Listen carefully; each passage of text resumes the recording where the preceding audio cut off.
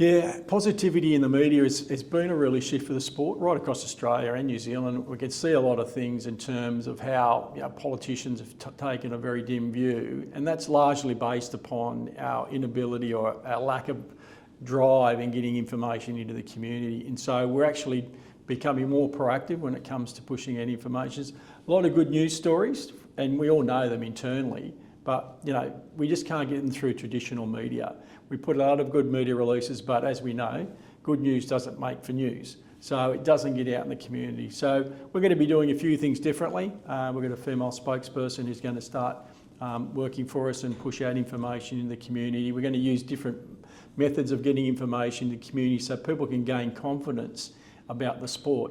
And our research has shown if the community knew that we had a government regulator, that we rehome more greyhounds than we bred, that our serious injury rates are right down, community sentiment and support would be around 40–50%, and that's where it would be. But they simply just don't know all these true facts about greyhound racing. And so we've got to get at that and promote that and make sure the community are aware of that. And that then translates into how we'll get political support, because we've got greater community support. So we need to invest more time and energy in that, and that's what we're doing now. I ask participants to do the same thing. We'll produce some material and we'll have that on our website. I ask the participants to use that and access that information and then push that out.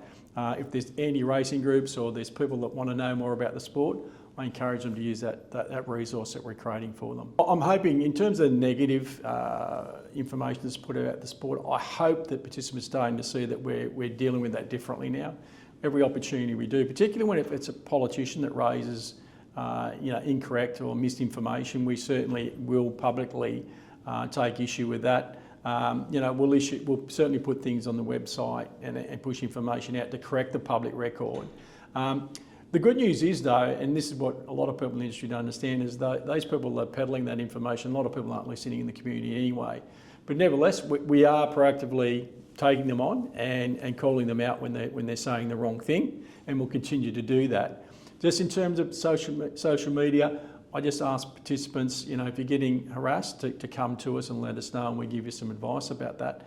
My best advice is don't respond, and don't respond negatively, because that creates an issue for yourself and only ends up in a feuding on social media, and that's no good for the sport, no good for the individuals. But if they're getting harassed by people outside the sport, that's not right. And if it gets personal, then it crosses the line and it's not acceptable, and they should come to us and we'll give them support and advice on what to do and steps they should take. And we issued some information about that recently, so it's on our website. So I ask participants to go and have a look at that, and we can come to us if they need some support. I've got no doubt, there's some people in politics that want to play political football with greyhound racing, and that's happened, unfortunately, for the past decade. But I think in the lead up to this election, I don't see greyhound racing as an election issue. I think the government's got good support of greyhound racing. The government's supporting it. They're publicly saying that's supporting it. So that's good. I just can't see it being an election issue. We've got a good relationship with government, and we'll continue to build upon that. And so I don't think it's going to become a political issue. Having said that, we need to continue to work to push forward the positive aspects of our sport. The sport's changed markedly over the past decade. It's just a community, and some of our politicians don't know that. And they've been listening to the Animal Justice Party and the Greens and their rhetoric and their spin, and if they start to believe that, then they won't know what the truth is. So we're starting to put material on our website and pushing that out to actually make sure people do know the true facts and the truth about greyhound racing, rather than the myths and lies and things that are portrayed by anti-racing groups. And so that's a very clear push from GNSW in that regard.